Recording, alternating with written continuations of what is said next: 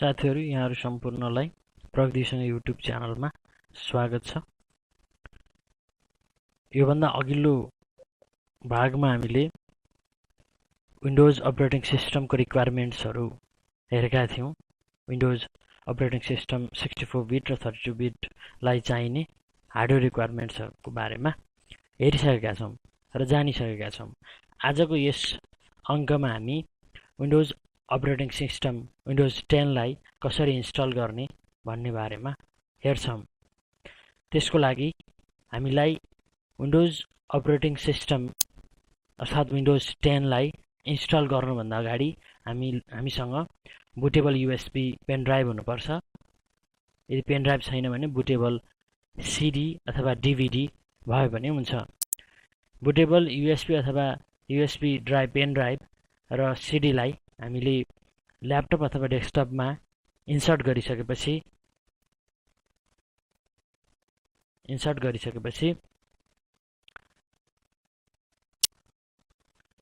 हाम्रो स्क्रिन अगाडि यस्तो press any key to boot भनेर आउँछ।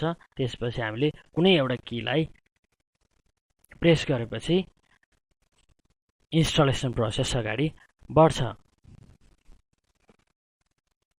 अब यो स्लो र फास्ट भन्ने डिपेन्ड चाहिँ हाम्रो कम्प्युटर कतिको कन्फिगरेसन कस्तो छ भन्नेमा डिपेन्ड गर्छ। त्यसको कन्फिगरेसनको हिसाबमा डिपेन्ड हुन्छ कुन जेनेरेसनको हो त्यसमा पनि भर पर्छ।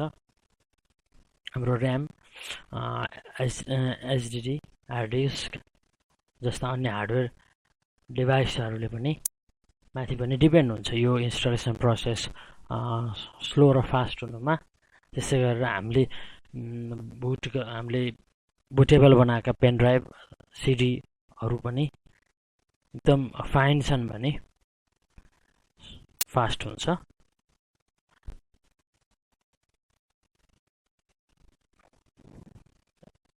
त्यसैले यो इनिसियलाइजेसन हुँदैछ।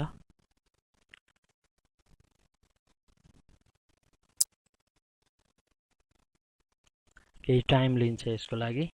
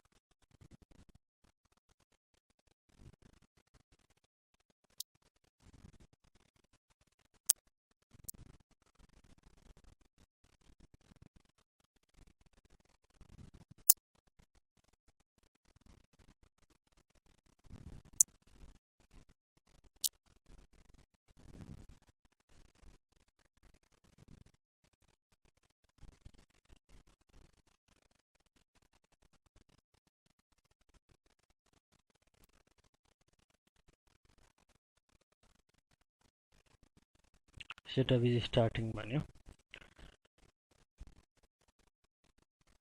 अब यसपछिको डिस्प्लेमा हामी कति बिटको अपरेटिङ सिस्टम इन्स्टल गर्ने, 32 बिट गर्ने, 64 बिट गर्ने भन्ने अप्सनहरु आउँछ यसरी। अब यो पेन ड्राइभ चाहिँ 64 बिट अपरेटिङ सिस्टम मात्रै बुटेबल भएको हुनाले यसले प्रोफेसनल र होम इन्टरप्राइजेसको बारेमा देखायो। यसमा हामी प्रोफेसनल अथवा होम कुन हामीलाई चाहिन्छ त्यो यसमा क्लिक गरेर नेक्स्ट गरिदिन्छौँ। यसरी नेक्स्ट गरिदिन्छौँ। नेक्स्ट गरिसकेपछि अब यो अगाडि बढ्छ।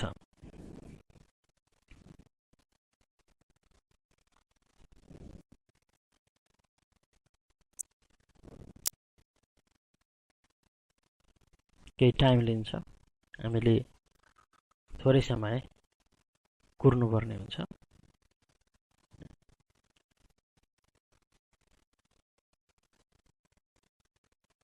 यसरी अब सिस्टम फाइलले विन्डोजको फाइलहरु कपी गर्दैछ हार्ड डिस्कमा। हार्ड डिस्कको स्पेसमा हामीले कुनै स्पेसलाई इन्डिकेट गरेका छौँ, कुनै स्पेसमा इन्स्टल गर्ने भनेर डिफाइन गरेका छौँ, त्यो ड्राइभमा इन्स्टल हुन्छ।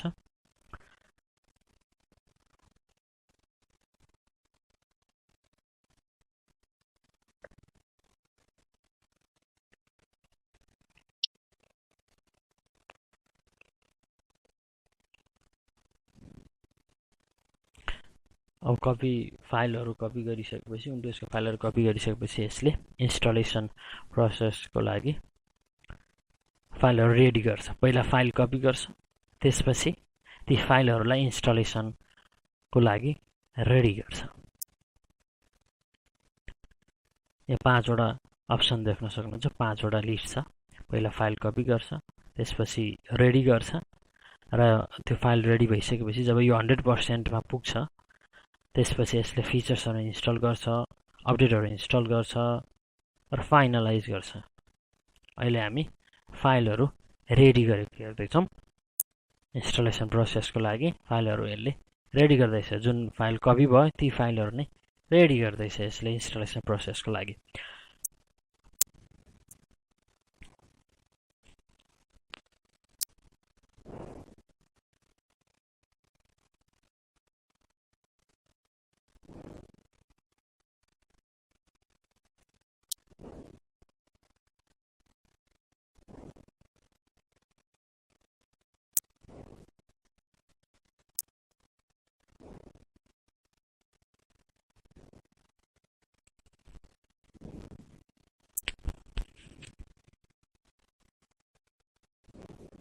लगभग अन्तिम चरणमा आइसकेको छ इन्स्टलेसन फाइल रेडी गर्ने। इन्स्टलिङ फिचर्सहरू इन्स्टल गर्दैछ।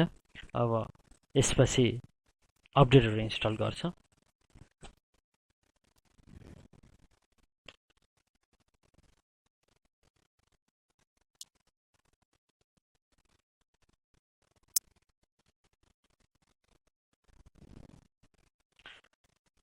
अपडेटहरू इन्स्टल गरिसकेपछि यो एकचोटि रिस्टार्ट हुन्छ।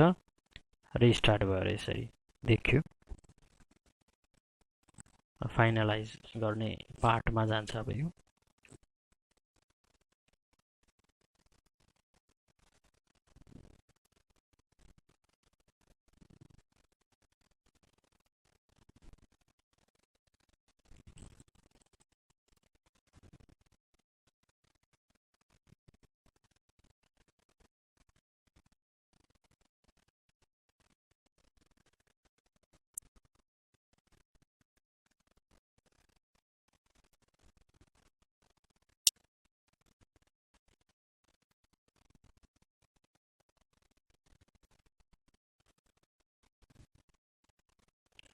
डिभाइस रेडी गर्दैछ। अब यसले इन्स्टलेसन प्रोसेस सक्यो।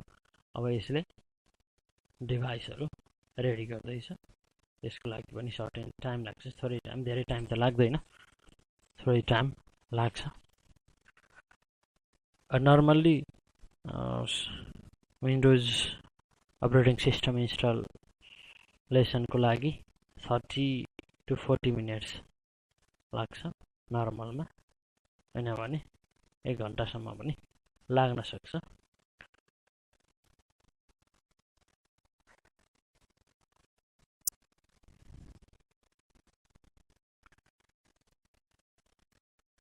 योभन्दा अगाडिका विन्डोजहरुमा जस्तो एक्सपी को कुरा गर्नुपर्दा एक्सपी चाहिँ अलिकति प्रोसेस लेन्दी पनि हो, अलिकति डिफिकल्ट प्रोसेस पनि छ इन्स्टलेसनको लागि।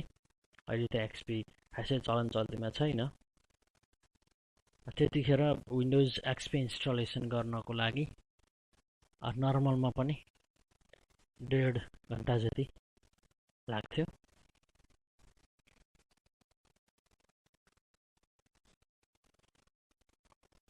अब यो इन्स्टलेसन प्रोसेस फाइनलाइज भएर यो अपरेटिङ सिस्टम अब फ्रेश स्टार्टको लागि रेडी हुँदैछ। यसरी युजर्समा छिरिसकेको छ इन्स्टलेसन प्रोसेस अघि बढेर। यो जस्तो युजर्स बनाउने एउटा पार्ट आउँछ, त्यो अलिकति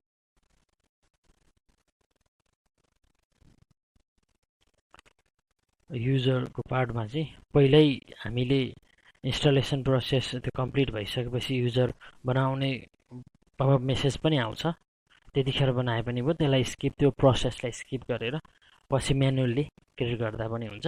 र सुरुमा चाहिँ त्यो एडमिन भएर चाहिँ खुल्छ, पछि आफूलाई आफ्नो रिक्वायरमेन्ट्स अनुसार युजरहरू क्रिएट गर्न सकिन्छ। अहिले चाहिँ यो एडमिनको नाम हामीले दिइसकेका छौँ, त्यो भएर यहाँ नाम आइसकेको छ हो। अब we are setting things for you भन्यो, यस्तो मेसेज आउँछ। यो टाइममा, यो प्रोसेसमा, यो दौरानमा सिस्टम चाहिँ सेभरल टाइम, धेरै पटक रिस्टार्ट हुन्छ। यो नर्मल प्रोसेस हो, रिस्टार्ट भयो भनेर कुनै चिन्ता लिइराख्नु पर्दैन।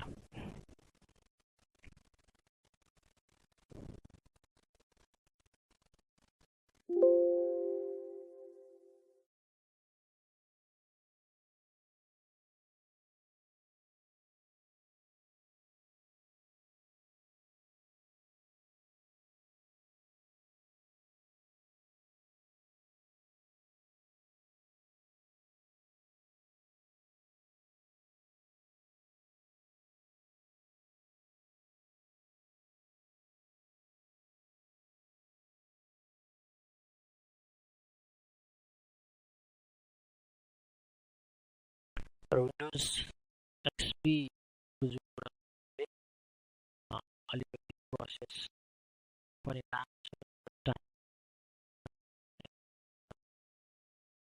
विन्डोज 7 यता 7 10 8.1 यिनीहरूलाई इन्स्टल गर्दै 30 मिनट्स बढी 30 मिनटसम्म एकदम इजी प्रोसेस छ। बुटेबल पेन ड्राइभ अथवा सिडी डिभिडी ड्राइभलाई कम्प्युटरमा इन्सर्ट गर्ने र इन्सर्ट गरिसकेपछि put any press any key to continue message आउँछ, त्यसपछि इन्टर गरेर आफ्नो time windows operating system click गरेर नेक्स्ट प्रोसेस इन्स्ट्रक्सन प्रोसेस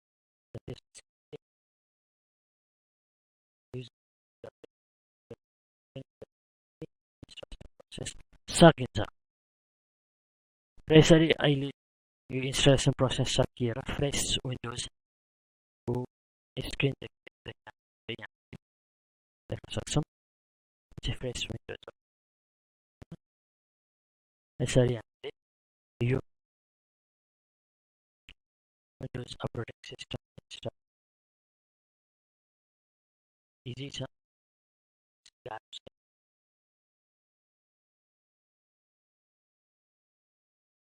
आज यति नै हामीले विन्डोज 10 अपरेटिङ सिस्टम इन्स्टलेसन प्रोसेसको बारेमा र अरू नयाँ नयाँ भिडियो, नयाँ टपिक्सहरू कम्प्युटर बारेमा र टेक्नोलोजीको बारेमा छु।